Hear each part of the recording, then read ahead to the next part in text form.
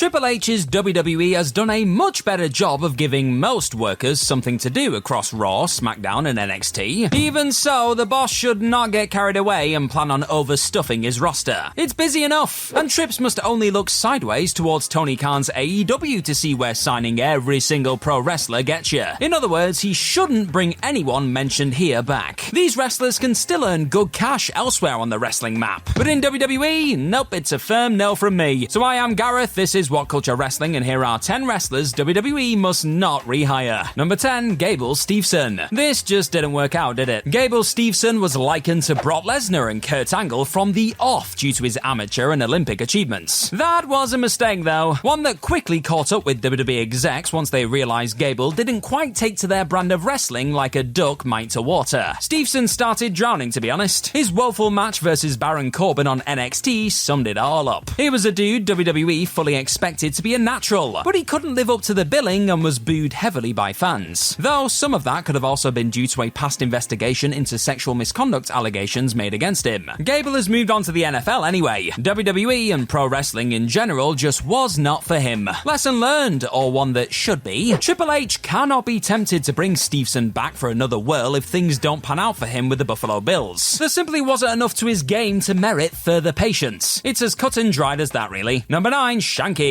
Good lord, Big Shanks was a painful watch, bless him. His awkward attempts at comedy were WWE under Vince McMahon 101. Despite playing before literal silence at times, Shanky was tasked with turning from menacing monster into a friendly giant who liked to goof off and have a laugh whenever he could. The catch? Well, he was sadly the only one laughing. Fans just did not care about Shanky when he was aligned with Jinder Mahal. They didn't care about the guy when he turned into the next coming of Kurgan, Big Show, Lord Tensai, the Great Khali, any other number of big men who suddenly decided acting like fun-loving party boys was the way to win over people's hearts. They just didn't care, full stop. WWE cut the cord in September 2023, and they must never look back. Triple H doesn't seem as obsessed by big lad attractions as Vince was anyway, so there's probably no scope for Shanky to launch headfirst into a short mega push on TV in coming years. Never say never and all that, but no, please say never. Number 8, Emma. There was a short, very short period when Emma's return in 2022 made headlines. Some were legit thrilled to see Tenille Dashwood get another crack with the company, and everyone reasoned Trips would get the best out of her, or possibly even turn her into a pillar of the women's division. Nope, didn't happen. She slid down the ladder of importance within weeks, and that was that. Emma's second stint at WWE was so listless that she's openly questioned her own future in the business on social media. That's sad, really, because she is definitely talented, but there'd be no real clamour for a third run with the market leader. WWE's focus should be on fresher workers like Tiffany Stratton, Roxanne Perez, Kiana James, and more going forward. Sure, every division on the books needs some depth, and it definitely doesn't sting to have older heads act as occasional punching bags / mentors to the next generation. But honestly, Emma would only suffer the same fate she did before if she came back. Let her do the veteran act elsewhere if she wants to keep on bumping. Number 7, Jinder Mahal. You've got to give Jinder Mahal something, right? His work opposite The Rock and Seth Rollins in January 2024 was well worth seeing. Firstly, Jinder trolled fans pre-Rocky return on the New Year edition of Raw, and he held his own on the mic against one of the greatest to ever hold one. Then Mahal turned in a fun showing versus Rollins for the world title. That was actually one final roll of the dice from WWE. They sought that last bit of value from somebody they'd truthfully given up on as a credible concern years ago. By April, Jinder was hindered and sent packing. Will he be back? Most likely, right? But WWE's decision makers should pause and seriously think about why, should they ever consider it. Mahal will likely never reach the heady heights of world titles again, at least not in the E. He's well spoken, seems to have a good head on his shoulders, and has been reflective during interviews since leaving WWE. But Jinder is not somebody who'd really rock the boat with a return. Being honest, this guy right here really likes him as a person a lot. But this is just business, folks. Now I've got a quick question for you. We're talking about a lot of people that should not be re-signed to WWE. I want to know who you would like to see WWE sign. Hell, it might even be a person on this list. You let me know in the comment section down below. Number 6, Top Dollar. AJ Francis can point to some fun interactions opposite internet darling Joe Hendry in TNA, and he's busy working for both MLW and the NWA. But there is a ceiling for the man. WWE is just far too high, really. His matches sucked when he was part of Hit Row the first time, and they were even worse between 2022 and 2023 during his second go-around. Hate to say it, but that's just the way it was course, folks, Michael Cole was clearly working when ribbing Dollar on commentary, but there had to be some truth to his words, right? Cole has watched literally hundreds of pro wrestlers roll through WWE's doors, and anyone with working eyes could see that Top Dollar did not have the basic fundamentals down. Again, that might be a bit harsh, but the eyes do not lie, people. His bouts were clunky and a few notable botches gained eyeballs online for all the wrong reasons. There are far better in-ring workers who don't get a look in on mainline WWE television. Honestly, Dollar is better off where he is. Who knows, maybe he'll surprise everybody by honing his skills and having killer matches someday, but it probably won't be under Triple H's watch. Thank you very much for clicking on this video today, my friend, and if you're enjoying what you're watching, then hit that subscribe button down below and you will get more of this What Culture Wrestling stuff invading your eyeballs. Now back to the video. Number 5, Paul White. There were some wild takes when Paul White joined AEW. I think Tony Khan can get more from him, some said. White himself even seemed pretty game for it. He openly pitched matches against Kenny Omega, but in retrospect, it's a good thing that wasn't inflicted on the wrestling world in 2021. Though I still kinda wanna see it, I said what I said. In March 2023, Paul said he had 2 years remaining on his All Elite deal, so WWE would actually be able to bring him back in March 2025 if he sees out the duration of that contract. They shouldn't though. Look, bringing Big Show back as some sort of ambassador is absolutely fine, but that's it. The Giant is a spent force physically, which is to be expected after bumping for decades and being in his 50s, and hasn't really cracked it on commentary either, to be honest. Sure, some appearances have been better than others behind the desk, but Khan has not shown full trust in Paul White, the wrestling announcer years, as of yet. And what exactly does Show have to offer WWE's future? Now that's the question everyone should really be asking once he's a free agent. Number 4, Matt Riddle. Sorry to any fans of the bro out there, but Matt Riddle is more trouble to WWE than he's worth. The man himself has admitted that during interviews since being scrapped in late 2023. Riddle comes with a lot of poor PR baggage. Just type his name into Google and you'll see what I mean. And that might never change. He's a walking law unto himself away from the ring. And Triple H doesn't need those sort of headaches, given everything else that's been looming over WWE post Vince McMahon. He's a worker who really should have gone on to main event pay-per-views, possibly even WrestleMania, and win countless world titles. I mean, in ring, Riddle is ace. On the mic, he's quirky and an engaging loose cannon. On the road, though, that's a different story. Matt brings far too much trouble to WWE's door, and there are others who can work the high-quality bouts he does, so that is not enough to offset all of the other bad bits. WWE did show patience with Riddle when he maybe didn't deserve any, and they were not rewarded for that in the end either. Patience just ran out. Number 3, the Hardy Boys. At WrestleMania 33, Matt and Jeff Hardy's WWE return brought the damn house down. And I'm talking about my house, I was shaking the walls. It was pop of the night, which is really saying something when stars like The Undertaker, Randy Orton, Seth Rollins, and countless others were on the same card. People were legitimately buzzed to see the Hardys, but a lot has changed since 2017. Their dual AEW runs flat out sucked, didn't they? Let's not pretend that Matt or Jeff could be considered some great loss to Tony Khan's weekly products. They weren't capable of producing top-notch matches against the Young Bucks or other teams influenced by the brothers that All Elite Chiefs badly wanted them to. And recently, Matt has been posting a lot about the potential for he and Jeff to benefit from WWE's alliance with TNA. Now yes, they would get a decent, albeit smaller, pop, but what comes next? NXT does not need the Hardys in ring, put it that way. Other teams already on WWE's books deserve those minutes more too. These boys should just keep doing their thing elsewhere. Number 2, Goldberg. Now in fairness, WWE did the Goldberg Revenge Tour well at first. His matches versus Brock Lesnar in 2016 and 2017 were exactly what they needed to be. The wheels fell off the wagon after that though. The company put too much faith in Bill and had him mow down stars like Kevin Owens and Bray Wyatt en route to Universal Championships. That was a step too far for many, and the quality veered wildly between fun matches versus Bobby Lashley to downright awful That Undertaker match between 2017 and 2022. No more now please, we've had enough. Sure, Goldberg could pop back up for a cameo spear in the future, but nobody needs to see him wrestle in featured spots ever again. The less said about those AEW rumors, the better too. He'd probably be the worst fit imaginable for Tony Khan's in-ring-centric dream match factory, and that is coming from a guy who loves the man. And number 1, Shane McMahon. Speaking of names linked to AEW, it's Shane O'Mac. Yes, people have been discussing the likelihood of Shane McMahon signing on the dotted line with AEW and continuing his power trip trend somewhere other than WWE. What a crazy world. Hell, men commend them if AEW actually agree to that, because McMahon has been a menace for years now. Some of his work has tortured the fanbase. Some people just love chaos though, I guess. Shane laughably became best in the world by winning WWE's World Cup back in 2018, and that led to a run as one of SmackDown's top heels. It was all a bit so-so, really. You know what wasn't so-so? His disastrous back-to-back showings at the 2022 Royal Rumble and at WrestleMania 39 the following year. McMahon was fired by his own father after trying to assert dominance in the Rumble. Then at Mania 39, a match versus The Miz was hastily changed to Miz versus Snoop Dogg when Shane tore his quads. Still an absolutely insane sentence. Now that should be a wrap on any desire to see the ex-boy wonder in ring ever again. So don't do it, Hunter, please, I beg you. Now, have you enjoyed this list right here today? Then why not check out this 10 wrestlers who killed their own push one too? You're gonna have a ball, I promise. Bye-bye.